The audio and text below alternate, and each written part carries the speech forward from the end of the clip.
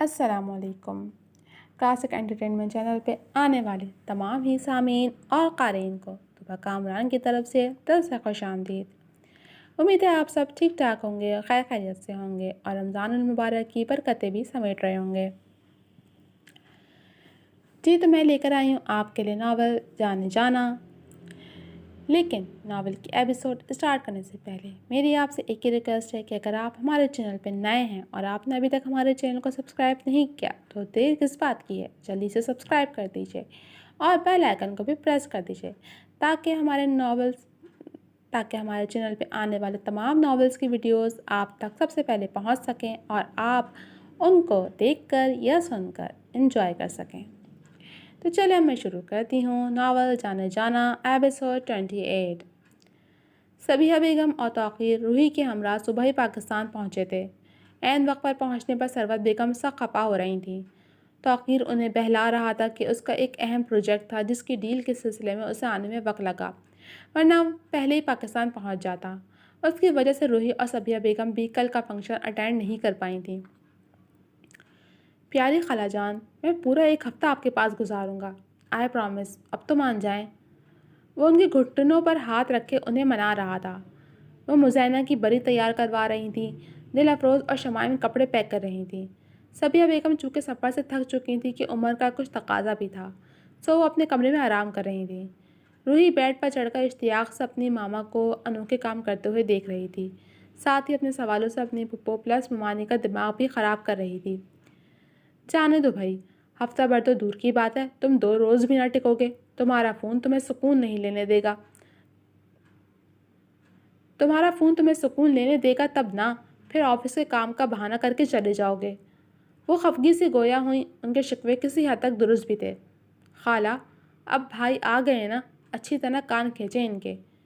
दिल अफरोज़ अलमारी से ज्वेलरी बॉक्स निकाल रही थी। तौक़ीर ने घूर कर बहन को देखा। बजाय बात संभालने के वो मज़ीद बिगाड़ रही थी। खालाजान, इस फपे कुटनी की बात पर कान मत धरें। आई प्रॉमिस, इस बार मैं आपके साथ ही रहूँगा। बहनोई साहब, आपकी बातों में किस हद तक सच्चाई है? खुर्रम अंदर आते ही बेड पर धप से गिरा था। साले, 100% सच्चाई है। तौक़ीर का इत्मीनान देखकर वो दाद दिए बिना ना रह सका। एक ही शर्त पर मानूंगी, 10 दिन से पहले अगर जाने की बात की ना तो भूल जाना अपनी खालाजान को। 10 दिन बहुत ज़्यादा थे, मगर तौक़ीर इस वक्त उन्हें नाराज़ भी नहीं कर सकता था। बात की बात देखी जाती। उस वक्त वो मान गई थी, यही काफ़ी था। दादू, खुर्रम चाचा की शादी में लहंगा कुर्ती पहनूंगी, गोल्डन कलर का। नानू कहती हैं पाकिस्तान में शादी के लिए सबसे प्रीटी ड्रेस होता है ये। रूही ने उनकी गोद में बैठकर प्यार से उनके चेहरे पर अपना छोटा सा हाथ रखा था। इधर आओ चाचू की जान, चाचू आपको खुद शॉपिंग करवा कर लाएंगे। वो रूही को गोद में उठाकर कार की कीज़ लेकर बेड से उठा। अरे खुर्रम, इसकी शॉपिंग मैं कर चुकी हूँ, कहाँ लेकर जा रहे हो इसे? दिल अफरोज़ ने उसे रोका था। नो चाचू, वो वाइट वाला ड्रेस मुझे नहीं वेयर करना, मुझे गोल्डन चाहिए और उसके साथ सब मैचिंग्स भी। रूही ने ज़िद्दी लहजे में कहा। वो मुंह बसोर गई थी। भाभी, रूही को पसंद नहीं है तो रहने दें। इसे कौन सा कमी है किसी चीज़ की, मैं इसे शॉपिंग करवा कर लाता हूँ। आखिर को उसके इकलौते चाचू की शादी जो है। खुर्रम ने रूही के गाल चूमकर मोहब्बत से कहा। अच्छा, अगर तुम जा ही रहे हो तो टेलर से मेरी शर्ट उठा लाना। सरवत बेगम ने उसे स्लिप थमाई। अरे याद आया, मेरा दुपट्टा पीको करने दिया हुआ था, वो भी ले आना। शमाइम सर पर हाथ मारती सदमे से बोली। अगर खुर्रम शॉपिंग का जिक्र ना करता तो उसका तो हो गया था काम। तौक़ीर ने नफ़ी में गर्दन हिलाई। इस भुलक्कड़ का कुछ नहीं हो सकता था। चल, मैं भी चलता हूँ। तौक़ीर भी उसी के साथ शॉपिंग के लिए निकला था। अस्मा साहब इर्तज़ा के साथ शादी के कामों में मसरूफ़ थे और शेर और नौरेस सरे शाम ही ऑफिस से चले आए थे। रोशनी हम्मास को कपड़े तब्दील करवा रही थी। जायशा बैठ क्राउन से टेक लगाए बैठी थी। हाथों में इंग्लिश मैगज़ीन था जिसे पढ़ने में वो इस कदर गरक थी कि उठ शेर की आमद की खबर भी ना हुई। तबीयत कैसी है आपकी? उसके हाथों से मैगज़ीन लेकर एक तरफ रखते हुए उसने हथेली की पुष्ट से उसकी गर्दन को छुआ था। वो तो अपने ध्यान में बुखार चेक कर रहा था, मगर उठ शेर के लम्स पर वो बुरी तरह बौखलाकर सीधी हुई थी। बेहतर है। वह मध्यम सुरों में गोया हुई थी। धड़कनें एतदाल पर आई थीं और शेर का दिल गोया सुकून में आया था। आप तैयार नहीं हुई? کپڑے لے کر وہ جو واش روم کی طرف بڑھنے لگا تھا، یکلخت کچھ یاد آنے پر پلٹا۔ میں نہیں جا رہی، آپ چلے جائیں۔ ظاہشہ نے بیڈ سے اٹھتے ہی سلیپر پہنتے ہوئے اس کی بات کا جواب دیا۔ اور آپ کیوں نہیں جا رہی ہیں؟ وہ سنجیدگی سے متبصر ہوا اور اس کے نزدیک آیا۔ کیونکہ میرا دل نہیں چاہ رہا۔ وہ قدرے شب ہو کر بولی۔ اور دل کیوں نہیں چاہ رہا؟ اور شیر نے اس کے تاثرات سے حظ اٹھاتے مسکراہٹ دبائی۔ وہ اسے جان بوجھ کر بولنے پر مجبور کر رہا تھا۔ اس کی خاموشی اٹھ شیر کو بھاتی نہیں تھی۔ وہ کم بولتی تھی پر اچھا بولتی تھی، مگر اٹھ شیر کی خواہش تھی کہ وہ پہرو بولے اور وہ اسے سنتا رہے۔ کچھ یوں بھی وہ اسے ان حالات کے اثر سے نکالنا چاہتا تھا۔ ظاہشہ نے زچ ہو کر نگاہیں اٹھا کر اسے دیکھا۔ مجھ سے زیادہ بات مت کریں، میرے دماغ میں اتنی طاقت نہیں ہے کہ آپ سے مغز ماری کر سکوں۔ سنجیدگی سے مگر نرم لہجے میں کہہ کر وہ وہاں سے جانے لگی تھی کہ اٹھ شیر نے اس کی نازک سی کلائی تھام کر ارادہ ناکام بنا دیا۔ آپ چل رہی ہیں، اسی لیے تیار ہو جائیں، ورنہ اسی حلیہ میں لے جاؤں گا۔ اور شیر کے اطمینان سے کہنے پر وہ جی جان سے جل اٹھی تھی۔ میں جب نہیں جانا چاہتی تو آپ زبردستی کیوں کر رہے ہیں؟ ظاہشہ نے غصہ بے بسی کے ملے جلے تاثرات لیے کہا۔ اس کی حالت قطعی شادی میں جانے والی نہیں تھی۔ سر پر ٹانکے لگے ہونے کی وجہ سے ہمہ وقت سر میں درد رہنے لگا تھا، اور دوسرا وہ شاور بھی نہیں لے سکتی تھی۔ بال بات نہ لینے کی وجہ سے عجیب روکھے اور چپچپے ہو گئے تھے۔ ایک لڑکی کی ساری خوبصورتی اس کے بالوں میں ہوتی ہے۔ وہ بھی مزینہ کی شادی میں اچھا سا تیار ہونا چاہتی تھی، مگر طبیعت اور حالات اجازت نہیں دے رہی تھی۔ اسی وجہ سے وہ چڑچڑی ہو رہی تھی۔ اس پر مزید اور شیر نے اسے زج کر دیا تھا۔ میں آپ کے ساتھ زبردستی نہیں کر رہا ظاہشہ۔ ہاں، اگر آپ کو ایسا لگتا ہے تو ایسا ہی صحیح۔ حسن نے بے حد پیار سے دوپٹے کے حالے سے جھانکتے اس کے بالوں کو چھوا تھا۔ ظاہشہ حجاب سی ہوئی تھی۔ وہ 2 قدم پیچھے ہٹنے لگی تھی کہ عرش شیر نے اسے اپنے حصار میں قید کر لیا۔ ظاہشہ کا دل زوروں سے دھڑکا تھا۔ اس کے رخسار تپ اٹھے تھے۔ وہ اس قدر حیران پریشان سے اس کے سینے سے لگی ہوئی تھی کہ حصار توڑنے یا پیچھے ہٹنے کا خیال ہی نہ رہا۔ آپ بے شک کچھ نہ کہیں ظاہشہ، مگر آپ کی خاموشی، بے چین طبیعت اور چڑچڑاہٹ سب کہہ دیتی ہے۔ محبت کرنے والوں سے کچھ پوشیدہ نہیں رہ سکتا۔ وہ اپنے محبوب کا ہر راز جان لیتے ہیں، ہر پریشانی بھانپ لیتے ہیں۔ اور پھر آپ تو محبوب کے ساتھ ساتھ بیوی بھی ہیں، من چاہی بیوی۔ میرے دل کی ہر دیوار پر آپ کا عکس ہے۔ دل کی دھڑکن میں آپ ہیں، میری روح کی حقیقی خوشی ہیں آپ۔ میں کیسے نہ آپ کے تفکرات جان سکوں گا؟ اس نے اسے دھیرے سے خود سے الگ کیا اور محبت پاش نظروں سے اسے دیکھا۔ ظاہشہ کی نظریں اور پلکیں دونوں سجدہ ریز تھیں۔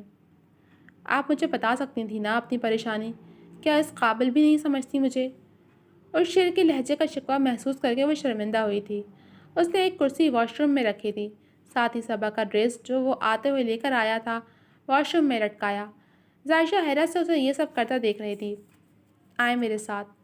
وہ اس کا ہاتھ پکڑ کر واش روم میں لے آیا تھا۔ ظاہشہ نے گھبرا کر اپنا ہاتھ چھڑوایا۔ وہ کیا کرنے والا تھا؟ کیا ارادے تھے اس کے؟ اس نے بے ساختہ امٹتی مسکراہٹ کا گلا گھونٹا تھا۔ وہ اس کا اندر پڑ سکتا تھا۔ بے فکر رہیں، بے تکلفی کی یہ چند دیواریں جب تک گر نہیں جاتی تب تک تم بالکل بھی نہیں۔ اس کی مسکراہٹ گہری ہوئی تھی۔ ظاہشہ اس کی بات کا مفہوم سمجھ کر حیا سے سرخ پڑ گئی تھی۔ اور شیر نے اسے کندھوں سے تھام کر کرسی پر بٹھایا اور اس کا دوپٹہ اتار کر ایک طرف لٹکا دیا۔ یہ کیا کر رہے ہیں آپ؟ پلیز میرا دوپٹہ مجھے واپس کریں۔ ظاہشہ نے عجیب سے احساسات میں گھر کر کہا۔ اس کی آنکھوں سے سیل رواں ہو گیا تھا۔ اس نے کبھی خواب میں بھی اس کے سامنے بے پردگی کا نہ سوچا تھا۔ دل کی حالت عجیب تھی۔ ظاہشہ، میں آپ کا شوہر ہوں، مجھ سے کیسا پردہ، کیسی حیا؟ میاں بیوی تو ایک دوسرے کا لباس ہوتے ہیں۔ آپ تو اتنی سمجھدار اور باشعور ہیں، کیا اتنا بھی نہیں جانتی کہ ہمارا رشتہ ان چیزوں کا متقاضی ہے؟ اس کے آنسو شیر نے گرنے نہیں دیے تھے بلکہ پوروں پر چن لیے تھے۔ وہ سر جھکا گئی تھی۔ آپ میری عزت ہیں، اپنے دماغ کی تمام الٹی سیدھی سوچوں کو نکال دیں، دماغ سے اور سکون سے ٹیک لگا لیں۔ اور شیر نے محبت سے کہہ کر اسے کندھوں سے تھام کر کرسی کی پشت سے لگا کر اس کے تمام بال پیچھے لٹکائے تھے۔ وہ سمجھنے سے قاصر تھی کہ وہ کیا کرنے لگا ہے۔ اور شیر نے شاور پائپ کی مدد سے اس کے نیچے کے بال گیلے کر کے انہیں شیمپو کیا تھا۔ یوں اس کے اسکیلپ پر ذرا بھی پانی نہیں لگا تھا۔ نرمی سے اس کے بالوں کو شاور دے کر ٹاول میں لپیٹا۔ ظاہشہ خوشگوار حیرت میں گھری بیٹھی تھی۔ اس کے وہم و گمان بھی نہیں تھا کہ وہ یہ سب کرنے والا ہے۔ ٹاول میں لپٹے بال اور شیر نے اسے کندھے سے آگے کو لٹکا دیے تھے۔ اب آپ آرام سے چینج کر کے باہر آ جائیں۔ وہ کرسی باہر لے گیا تھا۔ عائشہ کپڑے تبدیل کر کے باہر آئی تو اسے منتظر پایا۔ غالباً وہ اس کے باہر نکلنے کا ہی منتظر تھا۔ وہ ڈریسنگ ٹیبل کی طرف بڑھ گئی تھی۔ تھوڑی دیر بعد ارشد ٹاول سے بال رگڑتا ہوا واش روم سے باہر آیا تو اسے گم سم دیکھ کر ٹاول بیڈ پر اچھالتا اس کے سمت پڑا۔ آپ ابھی تک یوں ہی بیٹھی ہیں؟ مجھے تو لگا تھا کہ تیار ہو رہی ہوں گی۔ بے حد سست ہیں آپ عائشہ، وہ افسوس سے کہتا ہوا ڈریسنگ کے دراز سے ڈرائر نکال چکا تھا۔ اب وہ اس کے بال خشک کر رہا تھا۔ عائشہ کے دل میں میٹھی سی گدگداہٹ ہوئی تھی اور شیر نے اس کے بالوں پر بے حد آہستگی سے برش پھیرا تھا۔ اس کے ارد گرد تتلیاں منڈلانے لگی تھیں۔ چاہے جانے کا احساس کس قدر خوبصورت ہوتا ہے۔ ڈریسنگ ٹیبل کے شیشے میں ارد شیر کا عکس واضح دکھ رہا تھا۔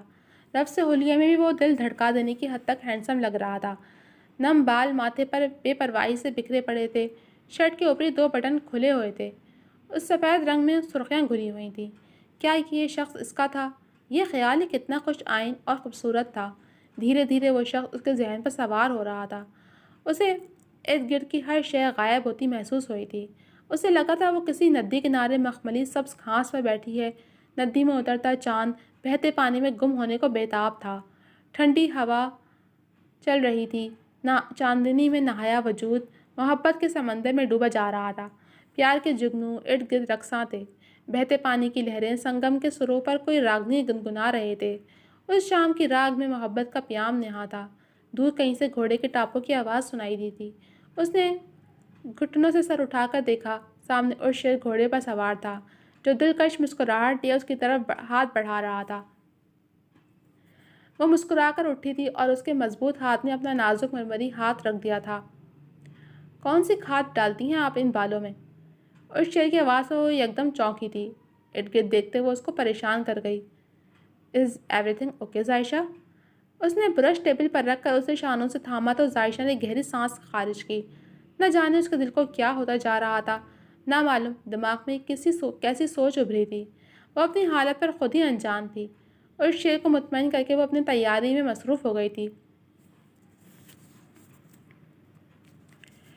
روشنی حماس کو لیے نیچے آ گئی تھی۔ نوریس پورچ میں تھا۔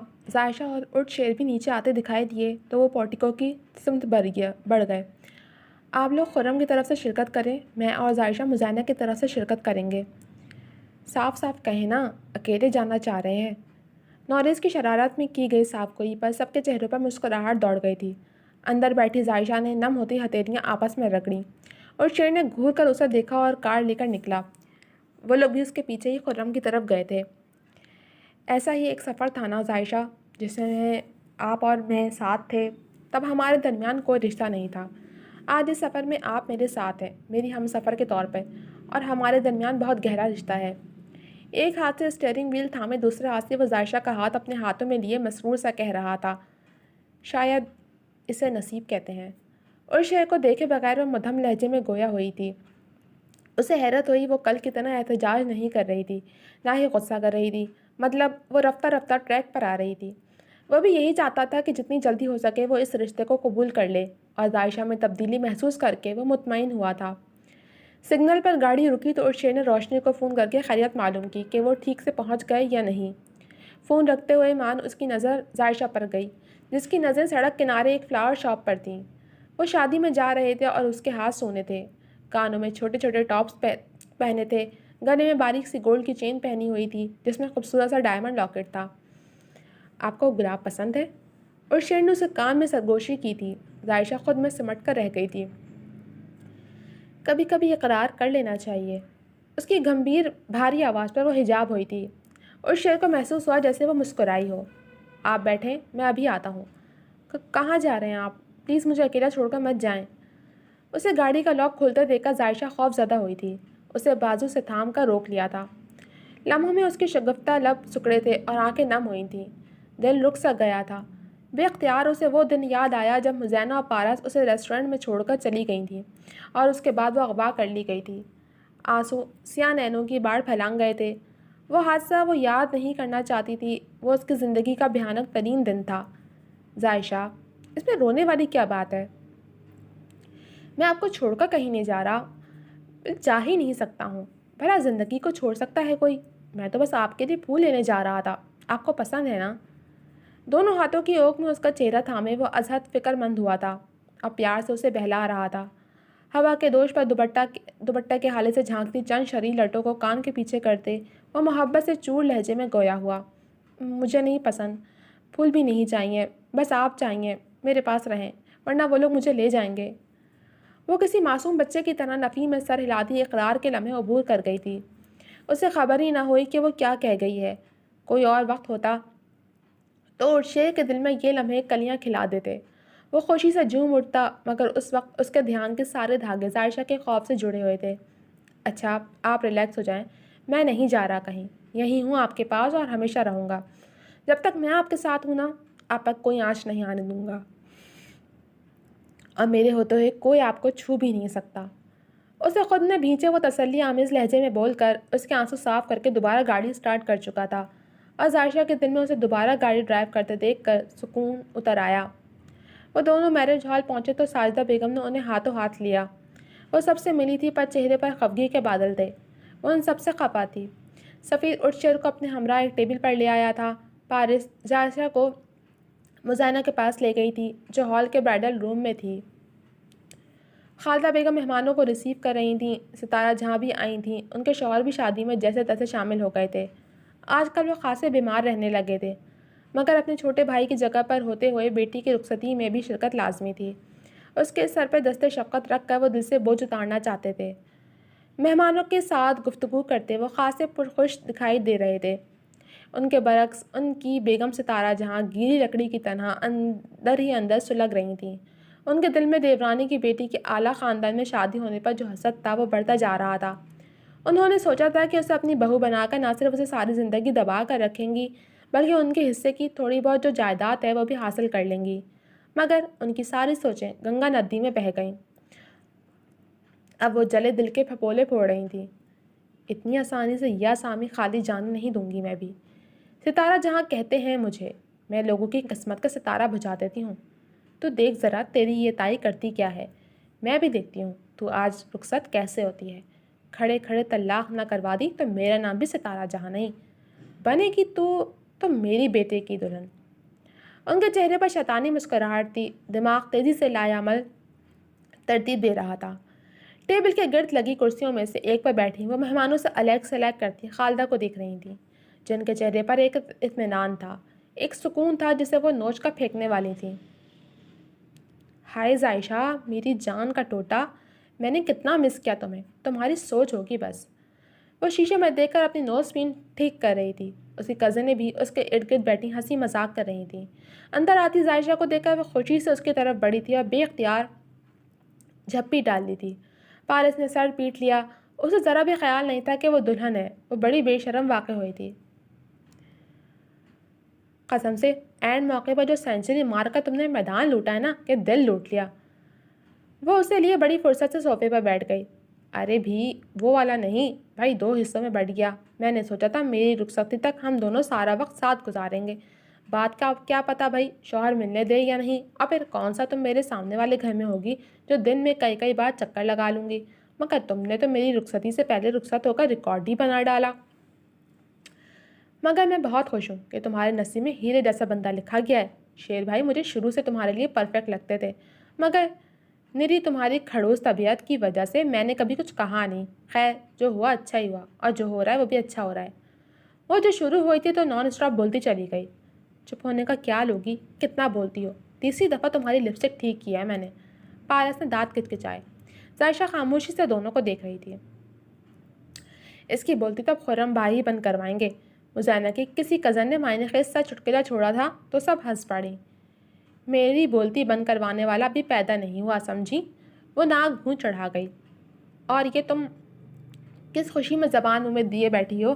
کیا شیر بھائی گھر سے سکھا کر لائیں گے کہ کسی سے بات نہیں کرنی؟ اس کی توپوں کا رخ اب عائشہ کی طرف تھا۔ میرے حصے کا تم بول تو رہی ہو، اور میں تو ویسے بھی کم ہی بولتی ہوں، زیادہ بولنا صحت کے لیے ٹھیک نہیں ہوتا۔ وہ اطمینان سے بولی۔ تم نے تو بڑی صحت بنا لی ہے۔ مزینہ کا میٹھا سا طنز عائشہ کے لبوں پر مسکراہٹ بکھیر گیا۔ آپا، آپ پہلے تو اتنی پیاری نہیں لگتی تھیں مسکراتے ہوئے، کہیں یہ شیر بھائی کی ہمراہی کا اعزاز تو نہیں؟ پارس نے معنی خیز نظروں سے دیکھا تو عائشہ نے آنکھیں سکڑ کر نظریں گھمائیں۔ اتنے تمہارے شیر بھائی اچھے ہیں نا؟ وہ دل میں سوچ کر رہ گئی تھی۔ ویسے سچی بتاؤ کیسے ہیں شیر بھائی؟ پیار بھی کرتے ہیں یا بس یوں ہی؟ مزانہ نے اسے کندھا مارا تو وہ سرخ پڑ گئی۔ ارے ان کے جذبوں کو تو زباں مل گئی ہوگی آپا کو پاتے ہی، دیکھا نہیں تم نے ابھی تو کیسے کھل رہے ہیں پھول کی طرح، ان کی تو خوشی چہرے سے پھوٹ رہی ہے۔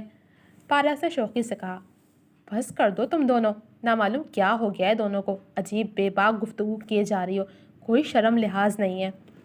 اس کے تو گال تپ اٹھے تھے، حیا بار نگاہوں سے انہیں گھورتی وہ خف سے سرخ چہرہ لیے دونوں کو جھاڑ پھیلاتی وہاں سے اٹھ کر باہر آ گئی۔ شمائم کتنی دیر لگاؤ گی؟ بہر بارات تیار ہے، سب تمہارا ویٹ کر رہے ہیں۔ میرا دوپٹہ نہیں مل رہا توقیر، میں نے یہیں رکھا تھا بیڈ پر۔ وہ روحانسی لہجے میں گویا ہوئی، اپنا بھاری لہنگا سنبھالتی وہ ادھر سے ادھر الماری میں، واش روم میں، ہر جگہ دیکھ چکی تھی۔ اس کے سوٹ کا دوپٹہ گدھے کے سر سے سینگ کی طرح غائب ہوا تھا۔ اب بھی وہ دوسری بار الماری کھنگال رہی تھی۔